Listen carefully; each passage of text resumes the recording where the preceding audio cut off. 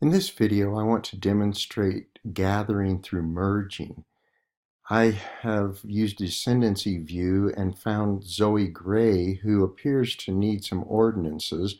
When I click on her card, I see that all she needs is to be sealed to her spouse. And so I want to go ahead and open her and consider taking her to the temple. When I right-click on her person and open the link in a new page, her person page will open up. And as I look at it, I see that there's a possible duplicate. However, if I wanted to, I'm able to, for some reason, still take her to the temple. You can see that when I click on the ordinances, it shows that all she needs is to be sealed to her husband, James. And if I click request, it allows me to go ahead and request it. It doesn't have that usual warning that possible duplicates exist, and so I'm able to request it.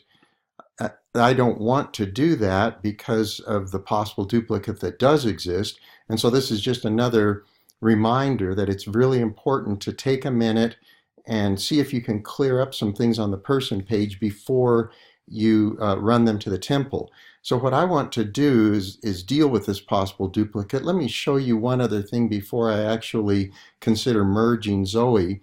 If I were to take this first record hint that's waiting for me here and think about adding that as a source to Zoe, if I click the attach, on the left will be the 1910 census for Zoe, and on the right will be the information that I have. And so you can see that 1875 in Missouri is right. I, of course, would want to fix that before I took her to the temple as well so that it's formatted correctly. But when I look down here, apparently Zoe and James have two children, and I don't have those two children added yet, but they are the source is added to somebody else already. Now, if I didn't have duplicates of Zoe here, what I would do is I would just hover, come up here to the number, and then I would right-click on that number and open the link in a new tab. And I would go to Cleva, and I could take a look at her, and I can come down and see that this version of Zoe has both Cleva and her brother John. If I didn't have a duplicate of Zoe, I could come here and then I could go back to my Zoe, go to her child named Cleva, get that ID and come merge these two children together. And once I did that, then that source would be attached to my person as well.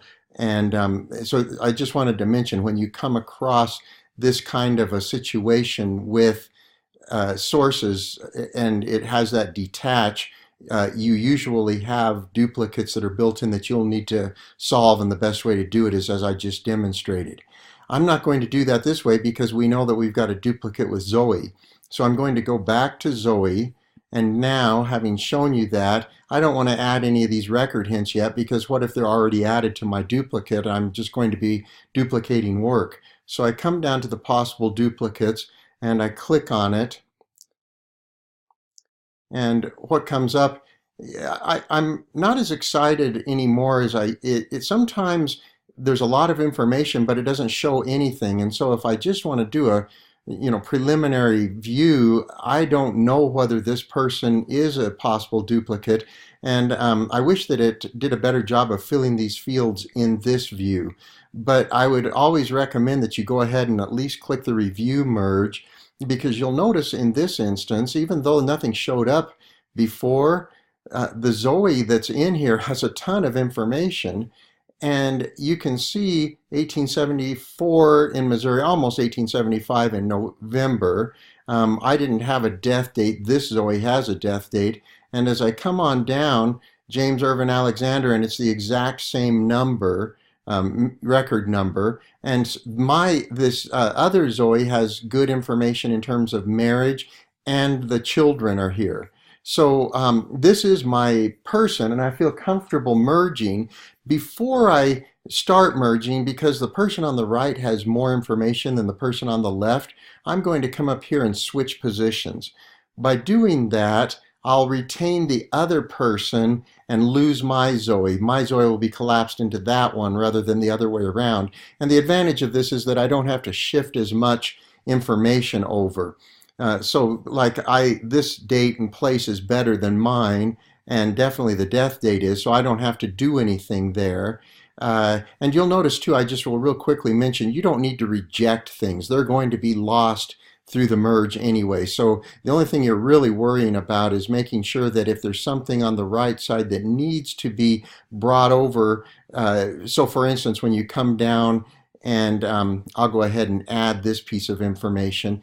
If I had a different version of James, his number was different than mine, and so he would be a little lower down here, I would go ahead and it wouldn't say replace, it would say add, and I would go ahead and click add, swing James over, and then I would have two versions of James. But I don't want to leave an alternate version of James on the right, because then when I combine them, that James is just cut off and left floating out in the netherworld of stuff that's on the family tree.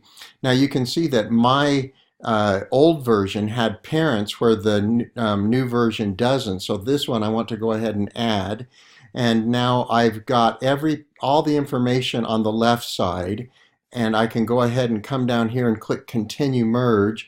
And I'm going to say the reason that I'm merging these people is because they have the same name, birth, and spouse.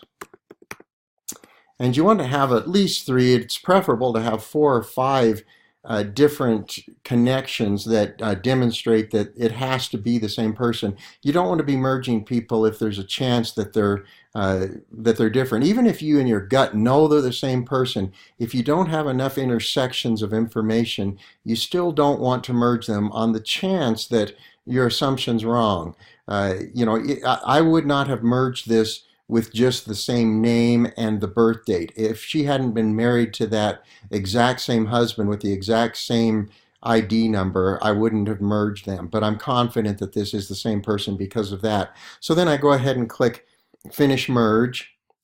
And now Zoe is one person instead of 2. I've gotten rid of the duplicates, and you'll notice that the ordinance changed from green to blue. And so somebody has requested, Angie Bristow requested this just last year, and I would have gone and done the sealing, and Angie would have done the sealing as well, and we would have had them duplicated. So instead of performing an ordinance, I gathered 2 versions of the same person, put them together, and saved some duplicate work, and cleaned up the tree as well.